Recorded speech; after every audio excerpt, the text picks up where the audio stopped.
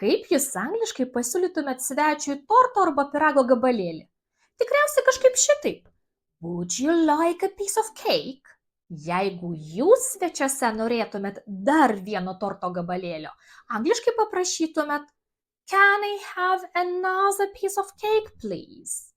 Abiejose situacijose visi suprastų, kad kalbama būtent apie deserto porciją. O dabar įsivaizduokite kitą situaciją.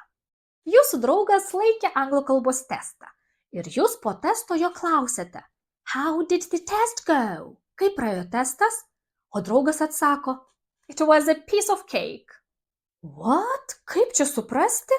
Pasikeitė kontekstas ir pyrago gabalėlis tapo frazeologizmu, kuris reiškia, kad viskas labai lengva ir paprasta, vieni juokai. Piece of cake.